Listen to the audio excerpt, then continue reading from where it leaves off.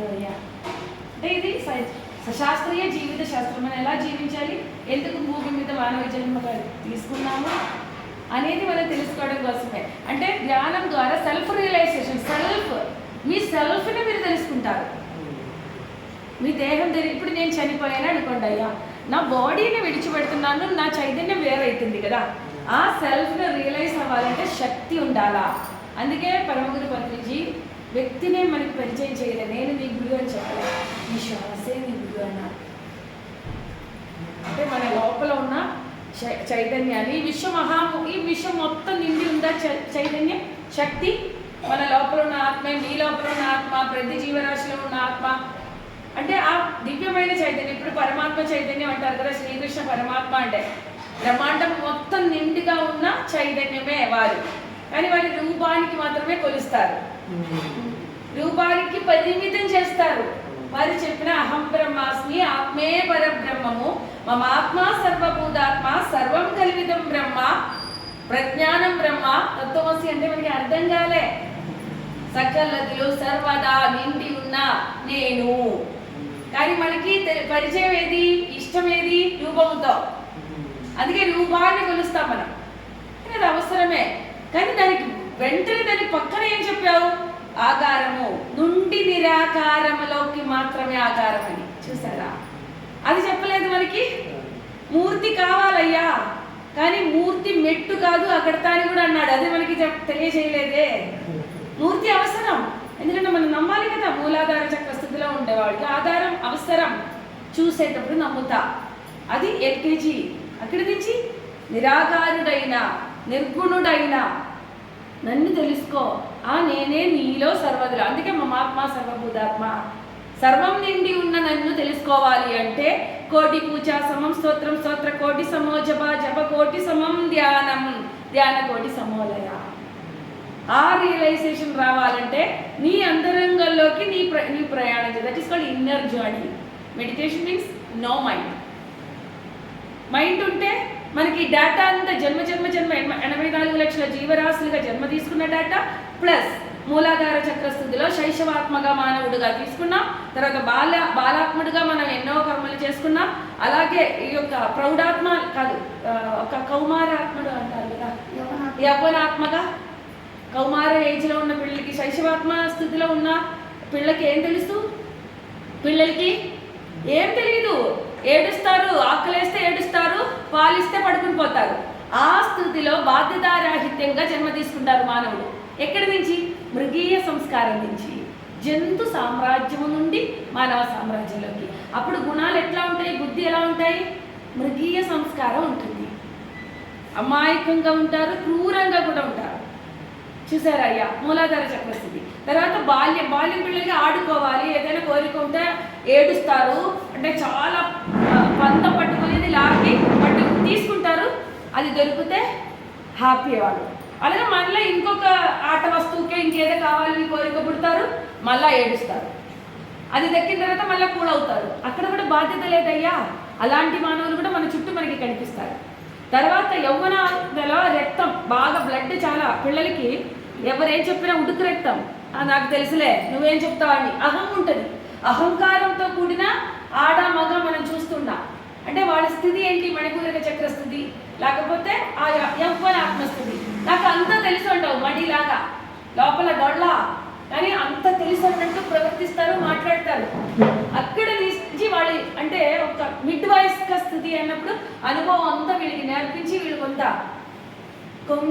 వీళ్ళలో పరిపక్వ స్థితి వచ్చి ఉంటుంది. అదనమాట మధ్య ఈ యవ్వనాత్మ అయిపోతే ప్రౌఢాత్మ స్థితి.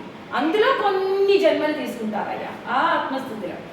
అక్కడ అనుభవాలని మరీ అంత దురుసుగా ప్రవర్తించకుండా కొన్ని ఎన్నో నిన్న ఆత్మస్థితిలో ఎన్నో నేర్చుకొని ఉంటాం. వాటిని అన్నీ అనుభవిస్తారయ్యా. అప్పుడు అనాహత చక్రంలో ఉందా. అనాహత చక్రంలో మంచి చేయడు ఎవడికి, చెడు చేయడు, రెండు చేయడు. తెచ్చుకున్న మూట యొక్క బరువుతో మంచి చేయడానికి ఓపిక ఉండదు, చెడు చేయడానికి భయపడతారు. ఎందుకంటే అన్ని అనుభవాలు జన్మలుగా ఇలా అనుభవించి మనం అనుకుంటారు, అయ్యో నోట్లో వేలు పెట్టినా కూడా కురవరే, ఎంత మంచోడికి ఇంత కష్టాలు వచ్చిందా అని. కష్టం ఎక్కడ ఉంటుంది, సూక్ష్మంలో. పూర్వ జన్మల నుంచి చేసినది బరువుగా తీసుకొచ్చి తలెత్తుకోలేరు వీళ్ళు మాట్లాడలేరు. మంచి పోని కదా, చెడు పోని కదా, ఏం చేయలేడు, బరువుతో అనుభవించేస్తుంది. అక్కడ నుంచి విశుద్ధంలో కూడా శైశవ స్థితి ఉంది, బాల్య స్థితి ఉంది, అన్నీ ఉన్నాయ్యా విశుద్ధంలోకి. అందుకే ఆత్మ అండ్ దివ్యమైన సత్య మార్గాలకు వచ్చే వాళ్ళందరూ కూడా పరిపూర్ణ పరిశుద్ధి పొందదు. అందుకే విశుద్ధ చక్రంలో జన్మ తీసుకున్న వాళ్ళు కూడా విశేషమైన శుద్ధి జరగడానికి ఎన్నో జన్మలు ఎత్తుతారు ఈ స్థితిలో కూడా. ఇప్పుడు పూజ చేసేవాడు నేను నీవు వేరే అనే భావనలో ఉంటాం. భగవంతుడు వేరు, నేను వేరే అని. భగవంతుడు చూడడం కోసం పూజలు చేస్తాం. ప్రతి పని, each and every thought, each and every emotion, each and every word, each and every deed వాళ్ళు చూస్తున్నారనే అవగాహన ఉండదు. చేసే పూజలు గొప్పగా చేస్తుంటారు, మాటలు దురుసుగా మాట్లాడుతుంటారు, ప్రవర్తనలో ధర్మం ఉండదు, మాటల్లో హింస ఉంటుంది, అక్కడ పొందన లేదు, ఎనర్జీ విఘటన ఉంటుంది. అందుకే ఎవరికైతే నీవు పూజ చేస్తారో వారు నేను ఒకటే అని గ్రహించడం కొరకే పూజ అన్నారు. గ్రహించడానికి పూజ, అది గ్రాహ్యం పూజ చేసేటప్పుడు రాదు. పూజలో పండిపోయేటంత జన్మ తీసుకున్నప్పుడు. అందుకే కోటి పూజ సమో స్తోత్ర కోటి సమో జప కోటి సమో ధ్యానంలోకి వచ్చింది అంటే, అందుకే ధ్యానం చేసిన వాళ్ళందరూ ఆత్మజ్ఞానులు కాలేరు అని అంటారు. ధ్యానంలో పండిపోవడానికి, పరిపక్వ స్థితిలోకి ఉన్నట్టు అంగీకరించడానికి, without judgement, without analysis, without doubt, without complaint, without fear, just accept and allow all experiences as it is, like a witness. అంటే మన జీవితంలో జరిగిన, కుటుంబంలో జరిగిన, సమూహంలో జరిగిన, యుద్ధం జరిగిన ఎలాంటి జడ్జిమెంట్ లేకుండా యాక్సెప్ట్ చేసే స్థితి శక్తి సాధన ద్వారా. శక్తి పెరిగే కొద్దీ సాక్షి భావన. శక్తి లేనప్పుడు ఆర్గ్యూ చేస్తుంటారు, అలా కాదు ఇలా కాదు, నాకు తెలియదా ఏంటి, శక్తి లేని వాటిని. అందుకే ఆధ్యాత్మిక శాస్త్రం అన్నారు ఉపేక్ష. మాట్లాడుతున్నారా, తెలియని విషయం గురించి ఎక్కువ మాట్లాడుతూ ఉపేక్షించు. అరిగా అసలు నీ శక్తి ప్రాణశక్తిని పోగొట్టుకోదు ఉపేక్ష. అక్కడ తీసుకురావాలి ఉపేక్ష. బద్రీజీ చెప్పిందని అయ్యా ఇవన్నీ అదంతా నాకు అర్థం కాలే. సాధన పెరిగే కొద్ది, శక్తి పెరిగే కొద్ది వారు చెప్పిన వజ్రాయుధ సమానమైన దివ్యాన్ని నాలెడ్జ్ లోపలికి వెళ్ళి గ్రహించి అవాకైపోయినాయ్యా. నా జీవితంలో గొప్ప మార్పు తీసుకొచ్చిన తర్వాత ఊరి మీదకి దిగా. ఇప్పుడు కేరళ రాష్ట్రంలో ఇంత గొప్ప పని చేయాలి అంటే వ్యక్తి సాంగత్యంతో మీకు పరిచయాలు. మీరు ఇంకా మీకున్న గొప్ప వాళ్ళ పరిచయం చేసుకోవడానికి పోతేటప్పుడు అన్ని ఆత్మ చెప్తారు, అరే ఈ ప్రపంచాల్లో నిన్ను పరిచయం చేసుకోవాల్సిన ఏకైక వ్యక్తి, నీవు పరిచయం కావాల్సిన ఏకైక వ్యక్తి నీవే.